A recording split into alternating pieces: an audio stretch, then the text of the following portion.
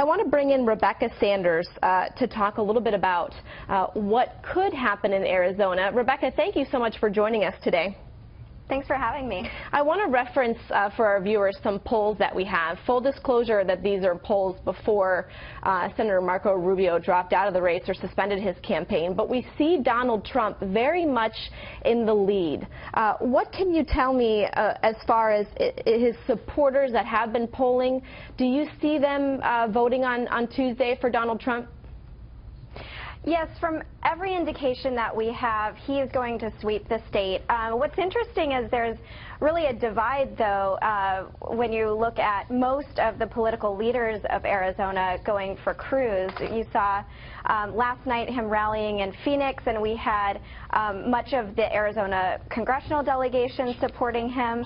But on Trump's side, you've got Maricopa County Sheriff Joe Arpaio, who is almost the pre-Trump. He's kind of the model in a lot of ways for what it takes to turn out these kind of voters, and they'll be in Fountain Hills this morning rallying.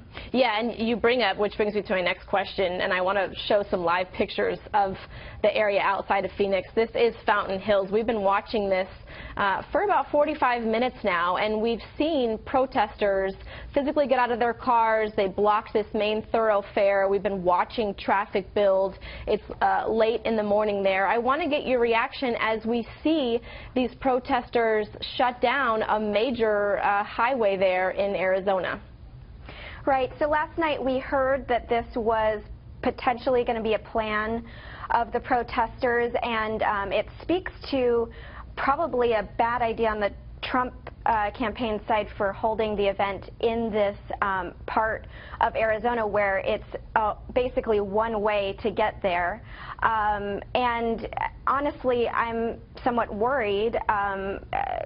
We've seen violence at other protests, and I'm hoping that this doesn't get out of control here.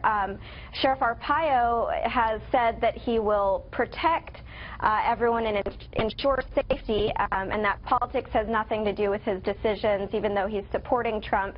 But he also said that he's willing to send in SWAT teams and helicopters if needed. So hopefully escalating the rhetoric doesn't escalate the situation. But it brings back to mind for me, back in 2010, the massive protests here in Arizona over the SB 1070 immigration enforcement law that was so controversial that there were huge clashes with protesters and sheriff's deputies and major arrests, and hopefully this situation doesn't get out of control. Yeah, I think we all hope that. But I will say that on one hand you say perhaps it's Donald Trump's responsibility to move the location, but then you'll hear someone on his side say that this is actually blocking his First Amendment speech. This is actually dangerous to so many people. Perhaps emergency vehicles, they can't just shut down a highway. It's a whole new level. It's not just protesting, it's actually quite dangerous. What would you say to that? Oh, absolutely. I mean, this decision by the protesters does take it up to the next level, and I think, I haven't spoken to them personally. We will have a reporter speaking to them, but, I think that it's a conscious decision, and they're trying to get their message across in the loudest way possible. All right, Rebecca Sanders, political reporter for the Arizona Republic. Thank you so much for joining us, and we'll certainly be following any developments out of Arizona. Thank you.